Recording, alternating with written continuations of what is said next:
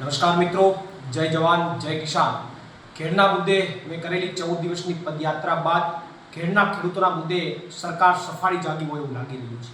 સરકાર છાસવારે ખેડના પ્રશ્નોના મુદ્દે વહીવટી મંજૂરી આપ્યાની જાહેરાતો કરે છે, પણ એમાં સમજવાની વાત એ છે કે જ્યારે ખેડની પદયાત્રા શરૂ થઈ ત્યારે પણ સરકારે ખેડના કામોને લઈને 1400 કરોડની વહીવટી મંજૂરી આપવાની જાહેરાત કરી અને અત્યારે તાજેતરમાં પણ સરકારે ફરીથી જ એ જ વહીવટી મંજૂરીની વાત કરી અને વાહવાહી કરવાનો પ્રયત્ન કર્યો કે ખેડના ખેડૂતોના મુદ્દે અમે વહીવટી મંજૂરી સરકારે આપી છે.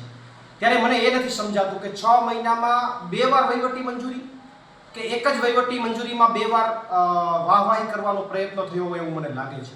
અને એમાં પણ સરકારે વિશેષમાં એવું કીધું કે અમારા ભાજપના ફલાણા ધારાસભ્ય ઢીકણા ધારાસભ્યોને એમની રજૂઆતો અને એમની મહેનતના કારણે સરકારે આ પગલું ભર્યું છે. હવે જે ધારાસભ્યોએ કોઈ દી ખેડ મુદ્દે ચર્ચા નથી કરી, વિધાનસભામાં ચર્ચા નથી કરી, અને મને સ્થાનિકના લોકો દ્વારા જાણવા મળ્યું કે ખેડ મુદ્દે જ્યારે સ્થાનિક લોકો ચર્ચા કરતા ધારાસભ્યશ્રીનું, ત્યારે ધારાસભ્ય કહેતા કે ભાઈ ખેડમાં તો આવું જ હોય, ખેડમાં તો પાણી જ હોય, અને એ ધારાસભ્યોની વાહવાહી કરવાનો પ્રયત્ન સરકાર જ્યારે કરી રહી છે ત્યારે કોઈ વાંધો નહીં, એમાં કોઈ પ્રશ્ન નથી. પણ પ્રશ્ન એટલો જ છે કે 6 મહિના વીતી ગયા હોવા છતાં હજી વહીવટી મંજૂરીની વાતો કરો છો કે વહીવટી મંજૂરી આપી દીધી તો કામ ક્યારે કરશો? મારી ઉગ્ર માંગ સરકાર પાસે છે કે વહીવટી મંજૂરીની વાત 6 મહિનાથી તમે ચલાવો છો તો અમારી ઘેડના ખેડૂતોની પેઢીઓ પૂરી થઈ જશે તોય તમારું કામ પૂર્ણ નહીં થાય. તો તાત્કાલિક ધોરણે ઘેડના પ્રશ્નોના નિરાકરણનું કામ સરકાર દ્વારા પૂર્ણ કરવામાં આવે એવી મારી ઉગ્ર માંગ છે. અને આ કામની અંદર ક્યાંય પણ ભ્રષ્ટાચાર ન કરવામાં આવે.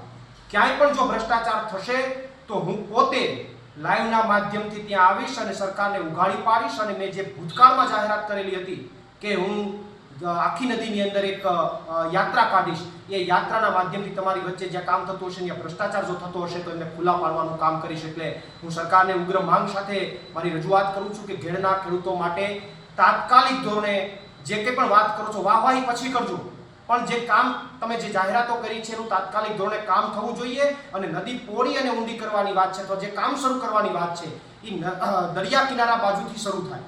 અહીંયાથી જો શરૂ કરશો તો ખેડના લોકોને નુકસાની ભોગવવી પડશે. એટલે ફરીથી સરકારને યાદ અપાવું છું કે સમુદ્ર કિનારા બાજુથી કામ શરૂ કરવામાં આવે અને તાત્કાલિક પૂર્ણ કરવામાં આવે એવી મારી ઉગ્ર માંગ છે. પ્રવીણ રામ, પ્રદેશ સંગઠન અધ્યક્ષ, આમ આદમી પાર્ટી.